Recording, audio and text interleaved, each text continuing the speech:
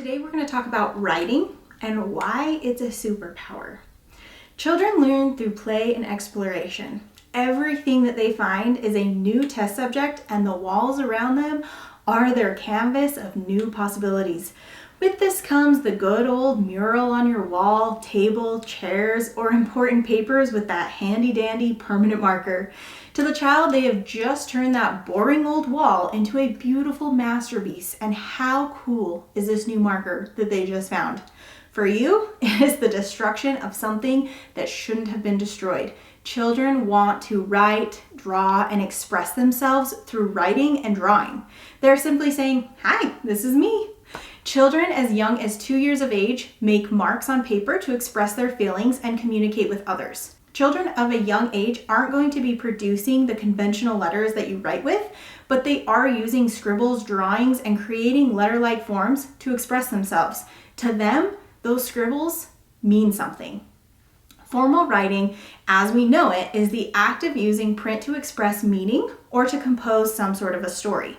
Children will eventually learn how to form those letters, the sounds those letters make, and that these letters create words. Handwriting involves developing motor skills necessary to create print, such as alphabet letters. Composing and handwriting will develop with one another in order for a young child to bridge oral language and written words. In 2002, the National Commission on Writing in America's Families, Schools, and Colleges was established. Their purpose was to focus national attention on the importance of writing for all students. They argued that writing should be an essential skill for all students planning to enter the workforce. Writing is important for success in all future endeavors. Writing is another way for us to express ourselves, whether through journaling, communicating ideas, or creativity in creating stories. Even our ancestors knew that writing down information was important so that we could learn from stories or write down our history. Instead of the conventional letters we use today, they used hieroglyphs. Research has found that early writing instruction and experimenting with composing help children develop phonological awareness, alphabet knowledge, and print awareness. These are all important skills that are also associated with future reading and writing proficiency. Foundational early writing skills also promote higher level composition skills such as organizing, planning, and revising. Letter writing skills have significant correlations to their later reading, which is decoding, reading comprehension, and spelling. Writing is so important. There are many phases to a child's early foundations in writing. Toddlers beginning at the age of 2 will demonstrate awareness that their marks have meaning, and they will begin to record their ideas. In phase 1, this is where we're going to see the drawings. So this is when they will begin to pick up anything that they can, mark with it, and then start creating drawings. And to you, their drawings might look random, but to them, it's an expression of storytelling, feelings, etc. In phase 2, these are intentional scribbles. So this is where their scribbles will start to become a picture that you might be able to recognize as different shapes, animals, people, etc. Within phase 3, you're going to see letter-like forms. So they're going to begin to create objects that may start to look like letters. Allowing the child to work on these skills is also very important in allowing their fine motor skills to develop so that they are able to produce the letters in the next stages of writing. So preschoolers and kindergartners are going to start using the conventional letters to tell a story or to communicate to others.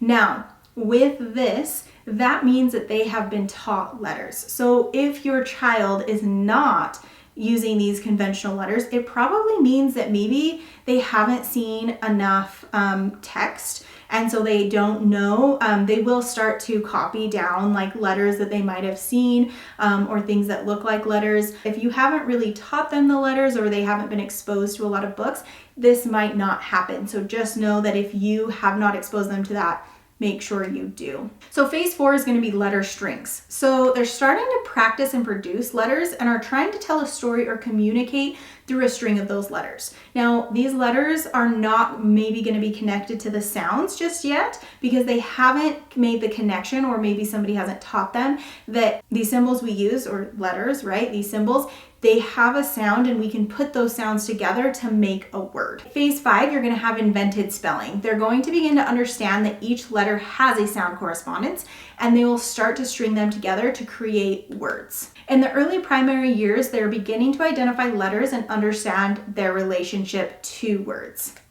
In phase 6, you have conventional spelling, which begins to develop. So they will begin to learn the rules of spelling and start writing words that follow those patterns. So in a previous video, you can check that out. I talked about the 6 syllable types, and this is where your conventional spelling begins to develop. So if you have taught them those syllable types, that's when they're going to start using those patterns in their spelling. A child is not like a machine or computer where they go through each of these phases step by step. Some of these stages may overlap, some of them may be skipped, or they will be produced out of order. Knowing where your child is and the phases they go through will help you to work with and encourage them as they start their writing journey. Now, handwriting practice can begin as early as preschool. A study done by Hall and colleagues in 2015 found that students that practiced handwriting scored significantly higher on instruments measuring pre-writing skills, kindergarten readiness, and fine motor skills than children that were not exposed to handwriting. If you have a young child,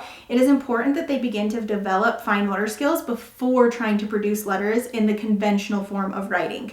You can help them to improve muscle function by putting clothes on a doll, rolling Play-Doh into a ball or different shapes, lacing, so lacing their shoes, stacking, and in drawing. Before a child can gain control in their fingers to hold, grip, and maneuver a pencil, they need to gain control in their arms, hands, and wrists. Now, there is a muscle in their hand that's right in here that needs to develop. So if your child still is at the point where they can't hold a pencil correctly, like in the beginning, they will hold a pencil in a grip like this instead of holding it like this. And that's okay. If that's where they're at and they haven't started to move to holding a pencil in a typical way, I probably wouldn't do that until they're about 5 or 6. Once they're about 5 or 6, then you can start kind of teaching them how you hold a pencil. When you begin that handwriting instruction, like I said, it's typically during kindergarten age, I would first introduce them to a pencil grip.